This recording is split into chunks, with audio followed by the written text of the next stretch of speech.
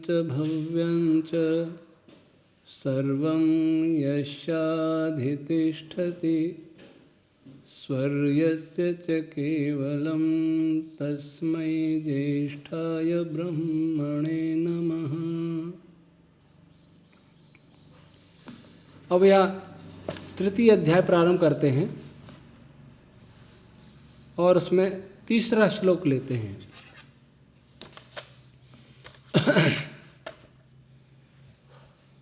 लोकेऽस्मिन् द्विविधा निष्ठा पुरा प्रोक्ता मया नघ ज्ञान योगेन सांख्यानाम कर्म योगेन योगिनाम। लिखते हैं इस संसार में दो प्रकार की निष्ठा कही गई है, पिछले अध्याय में भी आई है। पुरा प्रोक्ता का अर्थ पिछले अध्याय में इसका वर्णन हुआ है और कृष्ण भगवान अपने और दूसरों के बहुत सारे जन्मों को भी जानते थे, वो आगे आएगा। बहूनि मे व्यतीतानि कर्म जन्मानि तव चार्जुन तान्यहं वेद सर्वाणि न त्वं वेत्त परन्तप।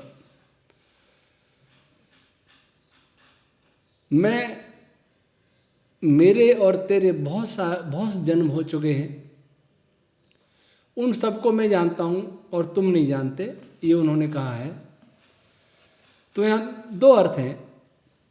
पूरा अर्थात इसी समय पिछले अध्याय में ये दो प्रकार की निष्ठा कही गई है और मैं पूर्व जन्मों में भी इसी प्रकार का उपदेश, इसी प्रकार की दो प्रकार की निष्ठा बताता रहा हूँ। एक ज्ञान योग के द्वारा, सांख्य योग के द्वारा, एक कर्म योग के द्वारा। ज्ञान योग से मनुष्य सृष्टि पर चिंतन करता है, जड़ पदार्थ का पर चिंतन करता है, उस जड़ पदार्थ से उसे चेतन पदार्थ का भी बोध होता है, चेतन में आत्मा का भी बोध होता है, परमात्मा का भी बोध होता है और समूचा संसार उसे जड़ और विनाशी दिखाई देता है, चेतन उसे अविनाशी प्रतीत होता है। एक चेतन स्वयं अल्पज्य एक देशी कर्म फल भोक्ता दिखाई देता है, अर्थात अनुभव होता है, और एक चेतन सर्वज्ञ सर्वव्यापक साक्षी मात्र अनुभव होता है। इस प्रकार से संसार में विचार करता है कि यह सृष्टि किसी ने बनाई है, सृष्टि के सभी भोग्य पदार्थ नश्वर हैं, पहले भी नहीं थे, आगे भी नहीं रहेंगे, सदा रहने वाले नहीं हैं। शरीर भी नश्वर है और आत्मा अविनाशी है, परमात्मा भी अविनाशी है। आत्मा विनाशी है, इसलिए धर्म, आत्मा नित्य है, परमात्मा नित्य है, धर्म भी नित्य है। तो वो ज्ञान योगी, सांख्य योगी कहेगा कि मैं नित्य के लिए, अनित्य के लिए नित्य का बलिदान क्यों करूं? धन के लिए, संपत्ति के लिए मैं आत्मा का बलिदान क्यों करूं? जो मेरी आत्मा की आवाज है, जो अंदर परमात्मा का आदेश है, उसकी अवहेलना में इस अनित्य धन संपत्ति के लिए क्यों करूं? इस सांख्यवादी सोचता है, ज्ञान योगी सोचता है। और पहले श्लोक में ज्ञान योग को अधिक श्रेष्ठ कहा गया है। वस्तुतः आज संसार में हम बहुत व्यस्त हैं, बहुत पढ़ते हैं, बड़े बड़े विश्वविद्यालय हैं, बड़े बड़े आईआईटीज हैं, एम्स हैं, बहुत सारे रिसर्च सेंटर्स हैं, पता नहीं कैसे कैसे शिक्षण संस्थान हैं, करोड़ों ग्रंथ हैं। लेकिन वे सभी ग्रंथ भी ये नहीं बताते कि तुम कौन हो, कहाँ से आए हो, आगे कहाँ जाना है, संसार क्या है, इसमें कैसे रहना है। या किसी भी विश्वविद्यालय में ये बात पढ़नी पढ़ाई जाती। प्राथमिक विद्यालय से लेकर के विश्वविद्यालय स्तर तक, बड़े बड़े वैज्ञानिक बनने तक ये सच्चाई कहीं नहीं आती, ये ज्ञान योग कहीं नहीं आता। ज्ञान के नाम से विद्यालय खोले, विश्वविद्यालय खोले, शोध केंद्र खोले, पता नहीं क्या क्या खोले, लेकिन ये ज्ञान कहीं नहीं है जो सर्वोच्च ज्ञान है, जिसकी सर्वोपरि आवश्यकता है। मनुष्य संसार में ये जाने कि संसार क्या है, वह स्वयं क्या है, उसके अतिरिक्त जितने भी प्राणी हैं वो क्या हैं, कहाँ से आए हैं, कहाँ जाएंगे, हमारा ध्येय क्या है। ये किसी शिक्षा का कोई भाग नहीं है। कितनी शिक्षा नीति बन जाएंगी, चाहे किसी देश में पढ़ने चले जाओ, ये कोई नहीं बताता। जरा विचार करें कि जब आप किसी मकान में, एक अजनबी मकान में गए, वहाँ जो सारे उपकरण हैं, फर्नीचर है, खाने पीने के पदार्थ हैं, बिजली है, पानी है, बहुत सारे पदार्थ रखे हैं, लेकिन आप उन पदार्थों को नहीं जानते।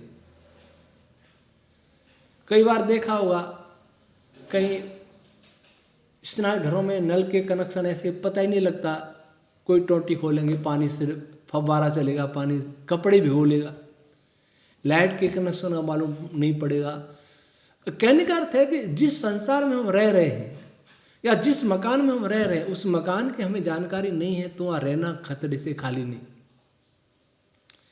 बिजली का उपयोग करना है तो बिजली के सारे संपर्क सूत्र, सारे कनेक्शनों के बारे में जानकारी होनी चाहिए, नहीं तो उल्टा हानि हो सकती है।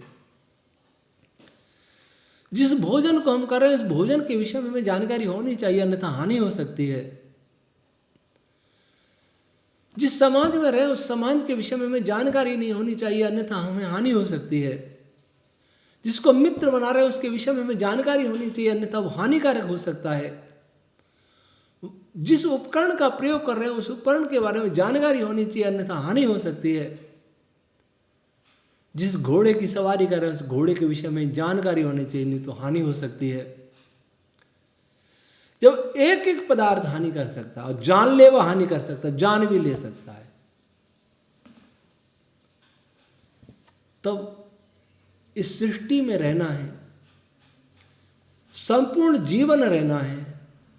जब भी जन्म लेंगे तब भी इसी में रहना है, और इस सृष्टि के बारे में कोई भी जानकारी नहीं हो, तब इस सृष्टि से हम कैसे सुख उठा पाएंगे। आज उपभोग हो रहा है, हमने बहुत जाना, लेकिन फिर भी ज्ञान बहुत संकीर्ण है, बहुत ऊपर का ज्ञान है। और उस ऊपर के ज्ञान के आधार पर, अधूरे ज्ञान के आधार पर सुख सुविधाएं विकसित की, सोचा था इससे सुख मिलेगा, लेकिन आज से 100 वर्ष पहले मनुष्य जितना सुखी था वह नहीं है आज। 100 वर्ष पहले यह वायु हमें सुख देता था, आज दुख दे रहा है, प्रदूषित है। 100 वर्ष पहले नदियों झरनों का पानी शुद्ध होता था, आज कहीं भी पानी शुद्ध नहीं है। जो बोतलों में बिकता है वह भी जहरीला है। कभी किसी ने सोचा भी नहीं होगा कि पानी भी बिकेगा। कभी इस देश में दूध नहीं बिकता था, आज पानी भी बिक रहा है। सुख सुविधाएं बहुत मिली पर सुख नहीं मिला, शांति नहीं मिली। क्यों? क्योंकि सृष्टि के जिन पदार्थों का हम उपभोग करना चाहते, उपयोग लेना चाहते, उनके विषय में पूरी जानकारी नहीं है। इसलिए सांख्य योगी, ज्ञान योगी जानना चाहते हैं, प्रत्येक तत्व के गुण को, गुण दोषों को जानते हैं, जानने का प्रयास करते हैं। मान लीजिए ये भी पता लग गया, हम कहीं आंख बंद करके, आंख पर पट्टी बांध करके किसी एक निर्जन स्थान पर बने भव्य भवन में जाके छोड़ दे, सब पदार्थ हैं वहां, लेकिन हमें ये नहीं पता कि उन पदार्थों पर के उपभोग पर हमारा कितना अधिकार है। हमें ये नहीं पता इस मकान का और इन पदार्थों का कोई मालिक है कि नहीं है। हमें ये नहीं पता हो तो हमें हानि हो सकती है। जब भी आप किसी पदार्थ के उपयोग के लिए हाथ बढ़ाओगे, एक व्यक्ति आके कह देगा मेरा है, तुम्हारा नहीं है, या क्यों आए हो, तब क्या होगा? कुछ व्यक्ति कहने कि मेरा भी है, हम सबका है, तब क्या होगा? हम तो अकेले का समझे बैठे थे, संघर्ष होगा, अशांति होगी। वैसा ही आज ज्ञान योग के अभाव में सृष्टि तो जानी, जितनी जानी उतनी जानी, लेकिन ये बिल्कुल नहीं जाना कि इस सृष्टि का स्वामी कोई है, उसने हमें इस संसार में भेजा, हमें ये पदार्थ दिए हैं, उसके हम ऋणी हैं, इसलिए उसका धन्यवाद करें और वो जितनी अनुमति दे उतना ही उपयोग करें। वो अनुमति देता है कि यह सब मेरा है, इसलिए मेरा समझ कर त्यागपूर्वक उपभोग करो। और जितने भी प्राणी हैं संसार में, वे उनके सब सुविधाओं का, उनका ध्यान रखो। किसी भी प्राणी को तुम्हारे कारण दुख न होने पावे। ये वो कह रहा है, कौन कह रहा है? जो इस सृष्टि का स्वामी है। ये भी ज्ञान योग बताएगा। तीनों पदार्थों के बारे में बताएगा, इस संसार के सभी जड़ पदार्थों के बारे में बताएगा, आत्मा के बारे में बताएगा कि हम क्या हैं। जैसे हम हैं वैसे दूसरे भी प्राणी जो मेरे जैसे दिखाई देते हैं अथवा मेरे जैसे नहीं दिखाई देते, पशु पक्षी कीट पतंग है, वो भी उसी स्वामी ने भेजा उनको भी यहाँ। इसलिए सृष्टि के हर पदार्थ पर सबका अधिकार है। गीता की बात करने वाले झूठ छल कपट से सारे पदार्थों का संग्रह कर लें, मछली पाल करके, मुर्गी पाल करके, सुअर पाल करके, पशुओं को मार करके जीडीपी बढ़ाएं, आय बढ़ाएं, तो ये बहुत अपराध है, क्योंकि वे अज्ञानी हैं। वे नहीं जानते कि इन पदार्थों पर, हवा पर, पानी पर, भूमि पर स्थित वनस्पतियों पर सबका अधिकार है, मेरा ही नहीं है। इतनी सी बात समझ में आ जाए, ये ज्ञान योग उनमें उत्पन्न हो जाए, तो जो आर्थिक विषमताएं हैं और तत्जनित संघर्ष है, वो दुनिया से समाप्त हो जाए। कोई सपना नहीं देखे कि मैं सारे आकाश पर भी कब्जा कर लूं और सारे आकाश को केवल धन के लिए रेडिएशन से भर दूं। कोई नहीं सोचे कि वायुमंडल को अशुद्ध करके, उद्योग चला करके मैं धन कुबेर बन जाऊं, चाहे भले ही सभी लोग उस विषैली वायु में सांस लेके मर जाएं, बीमार होते रहे, मैं तो एयर फिल्टर लगा लूंगा। विज्ञान की बात करने वाले इस युग में इस ज्ञान का सर्वथा अभाव है, इसलिए यहां सब दुखी है, कोई सुखी नहीं है। जिसने बहुत भोगों की सामग्री इकट्ठा कर रखी है, उन्हें भी संतुष्टि नहीं है, वो भी सुखी होते तो और सामग्री ने इकट्ठा करते, उनकी तृष्णा नहीं भरी। वे बहुत पाप पर पाप करते जा रहे हैं। इसलिए कृष्ण भगवान करें, निष्ठा दो प्रकार की होती है। निष्काम कर्म दो प्रकार से किया जाता है। एक तो ये जान करके सब पदार्थों का यथार्थ ज्ञान हो जाए। इस यथार्थ ज्ञान पर भाषण देने वाले बहुत हो जाते हैं, बहुत हैं।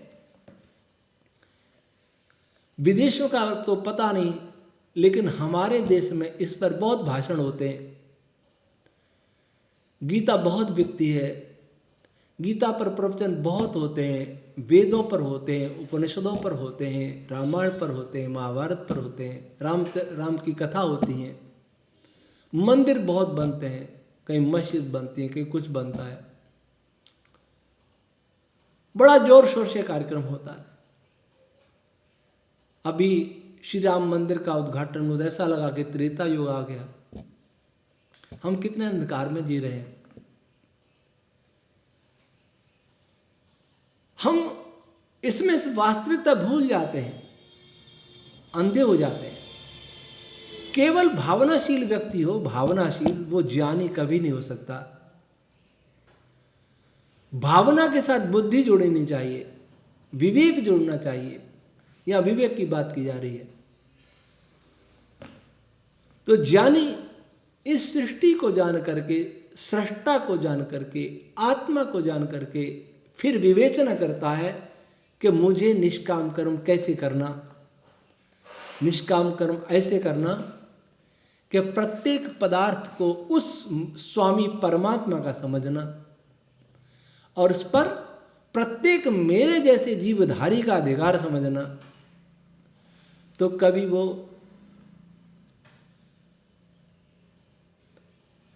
उसकी आसक्ति किसी पदार्थ में नहीं होगी। जो पदार्थ को सबका मानता है, जो लोक को सबका मानता है, जो अन्न को, जल को, वायु को, आकाश को सबका मानता है, वो उनका दुरुपयोग नहीं करता। वो धनों के ढेर, सोने चांदी के ढेर नहीं चाहता।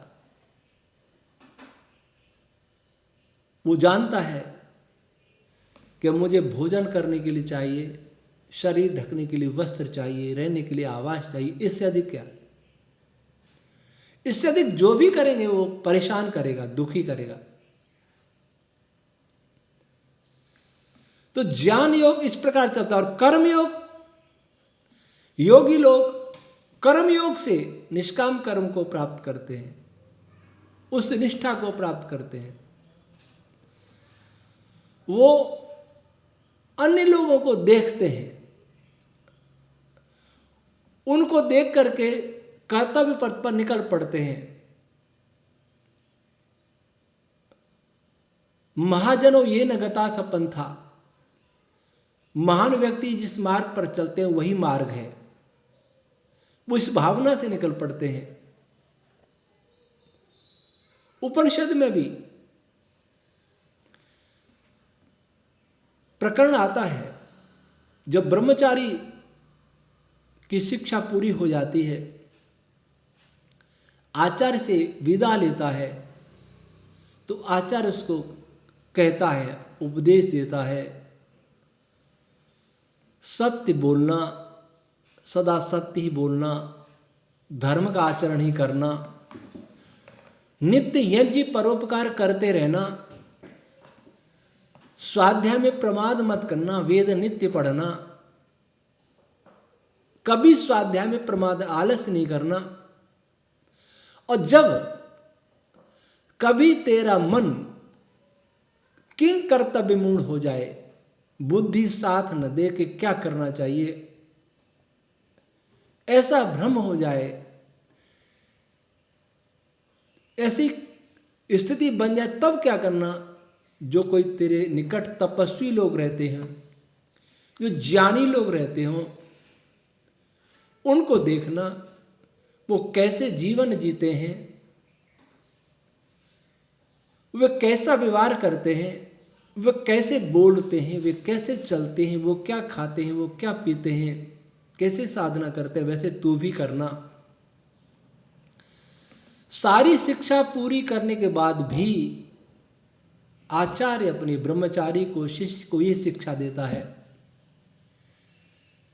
कि शास्त्र में तेरी बुद्धि न चल पाए, शास्त्रों से समझ में न आ पाए कि क्या करना चाहिए, तब ऐसे लोगों को देखना, ऐसे महान पुरुषों को देखना, उनके जीवन को देखना, फिर उसके अनुसार आचरण करना। तो कर्मयोगी अपने से श्रेष्ठ लोगों को देख करके धीरे धीरे आचरण सीखता है, लोक व्यवहार सीखता है, तब निष्काम करने योग्य वो भी बन जाता है। तो दो प्रकार की धारा है। आज न तो कोई हम ज्ञान योगी बनना चाहते हैं, अर्थात शास्त्रों को पढ़ना नहीं चाहते हैं। स्कूल कॉलेज की बात छोड़िए, उनमें तो है ही नहीं, लेकिन जो शास्त्र पढ़ते पढ़ाते हैं वह भी निष्काम कर्मयोगी क्यों नहीं बन पाते? क्योंकि शास्त्र क्या कहता उनको समझ में नहीं आता। मुझे याद आती है कहानी चत्वारो मूर्ख पंडिता।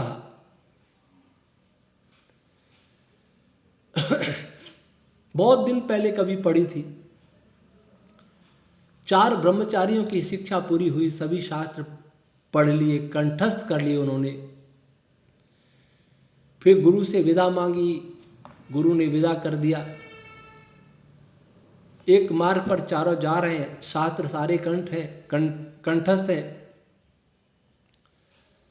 वो मार्ग 2 भागों में बट गया। 2 भागों में बट गया। अब चारों सोचने लगे किस मार्ग पर जाएं। तो एक ने कहा शास्त्र में बताओ क्या लिखा है।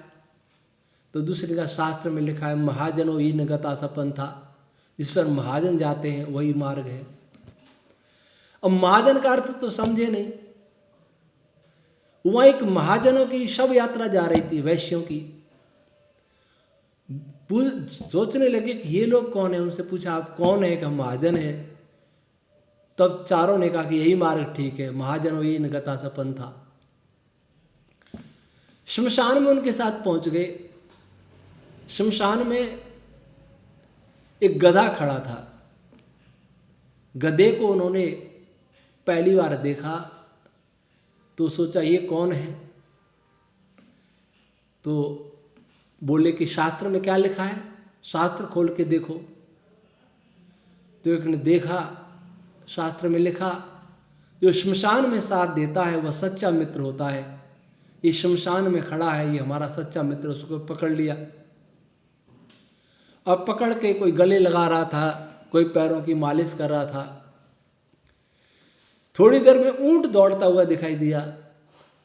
चारों सोचने लगे ये कौन है। तो शास्त्र खोल के देखा तो लिखा धर्म से त्वरिता गति, धर्म की गति बड़ी तीव्र होती है। तब सोचा कि यही धर्म है। वो धर्म को भी पकड़ लिया। अब कि क्या करना चाहिए? शास्त्र खोलो तो शास्त्र में लिखा था कि मित्र को भी धर्म से जोड़ देना चाहिए। मैं धर्मात्मा हूं तो उसको भी धर्मात्मा बनाओ। अर्थ तो ये था। उन्होंने गधे को ऊंट की गर्दन में बांध दिया और ऊंट वहां से भागा। फिर आगे चले एक नदी आई। तैरना जानते नहीं थे। अब सोचा नदी कैसे पार करें। तो शास्त्र खोलो तो पढ़ा के डूबते हुए को तिनका सहारा है। अर्थ तो कुछ और था। क्या आपत्ति में थोड़ी सी कोई रात मिल जाए तो भी बहुत होती है। नदी में एक पत्ता बहता हुआ जा रहा था कि निश्चित ही हमें पार लगा। ये कूद गया तो डूब के मर गया। मरने से पहले एक बार ऊपर उछला। अब 3 ने कहा कि क्या करें। फिर शास्त्र में खोला, शास्त्र में देखा कि जब सब कुछ बह रहा हो, नष्ट हो रहा हो, तो बुद्धिमान लोग आधा तो बचा ही लेते हैं। तो आधे उसका सिर काट लिया बाल पकड़ करके, आधा तो बचा लो। ये दुर्गति उन शास्त्र पढ़ने वालों की हुई, क्योंकि वे शास्त्रों के मर्म को नहीं समझे। आज यही हो रहा है।